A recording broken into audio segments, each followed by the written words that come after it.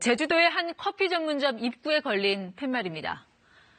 이 시국 여행자 출입 금지, 큼지막한 제목 아래 이런 시국의 여행이라뇨? 죄송하지만 사절합니다라는 주인장의 당부가 적혀 있습니다. 국내 최대 관광지 제주도, 코로나 청정지대라는 분위기 속에 여전히 많은 관광객들이 찾고 있지만 제주도민들은 이런 상황이 꼭 반갑지만은 않습니다. 제주도 내 확진자 대부분이 외지에서 온 이들에 의한 것으로 드러나고 있기 때문입니다. 최근엔 코로나19 의심 증상이 있었음에도 제주 여행을 강행한 미국 유학생 모녀가 제주도를 발칵 뒤집어놨죠. 원희룡 제주도지사가 예고한 대로 결국 이들 모녀를 상대로 손해배상 청구 소송이 제기됐습니다. 제주도와 일부 도민들이 어제 제주지법에 제출한 소장입니다. 자, 이 피고, 제주 여행 후 코로나19 확진 판정을 받은 미국 유학생 모녀입니다. 그리고 이 원고, 그러니까 소를 제기한 쪽이죠. 제주도와 이들이 다녀간 업체, 업주 2명, 그리고 자가 격리된 사람 2명, 모두 5입니다. 손해배상 청구액은 총 1억 3,200만 원입니다. 제주도는 방역 비용에 따른 손실을, 그리고 업체는 임시 폐쇄에 따른 손실을, 그리고 이 자가 격리자들은 소득 손실액을 각각 청구했습니다. 문제가 된 모녀는 지난 20일부터 4박 5일간 제주 관광을 했습니다. 방문한 곳은 식당, 또 카페, 마트 등 20여 곳이고요. 자, 이들 업체들은 임시 폐업하고 또 접촉자 90명은 자가 격리 중입니다. 이 모녀는 거주지인 강남구청 조사 결과 제주 여행 당일부터 코로나19 증상이 있었던 것으로 확인됐습니다.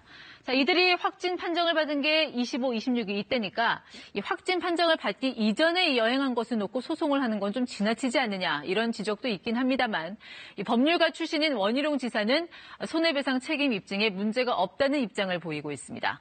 이번 상황을 길 가다 사람을 치거나 교통사고 낸 것과 유사하다, 이렇게 주장하기도 했습니다. 앞서 이 정순균 강남구청장은 이들 모녀를 선의의 피해자라고 말했다가 비판이자 사과했죠. 원희룡 도지사, 이 강남구청장에 대해서도 한마디 했습니다. 들어보시죠. 강남구청장이 이미 이 부분을 부당하게 옹호하는 모습을 보였기 때문에 협조 사항이라기보다는 아마 소송에서 만나야 될 상대라고 파악하고 있습니다. 제주뿐 아니라 코로나19에 따른 책임론을 놓고 민형사상 손해배상 소송이 이어지고 있습니다. 대표적인 게 신천지를 대상으로 한 소송입니다. 신천지를 상대로 강경 대응을 펼치는 대표 주자는 박원순 서울시장입니다. 이달 초 이만희 신천지 총회장과 12지파장 등 13명을 살인죄와 상해죄 등 혐의로 검찰에 형사고발했습니다. 신천지가 코로나19 집단 감염 발생 초기 미온적인 대처로 사실상 방역당국의 업무를 방해해 인명피해를 야기했다는 게 고발 이유입니다. 형사와 동시에 서울시는 민사소송도 진행 중인데 지난 24일 신천지 예수교회를 피고로 하는 2억 원대 손해배상 청구 소송을 제기했습니다. 가장 큰 피해를 입은 대구 경북 지역에서도 신천지를 상대로 한 유사한 소송이 이어질 거란 전망이 나옵니다. 경찰과 함께 신천지를 행정조사하고 있는 대구시도 조사가 끝나면 손해배상 소송 제기를 검토하겠다고 밝혔습니다. 소송까지는 아니더라도 대구 경북 지역에서는 신천지로 인해 애꿎은 피해를 입었다는 많은 이들의 하소연이 들려오죠. 잠시 이 아파트 단지 보시죠.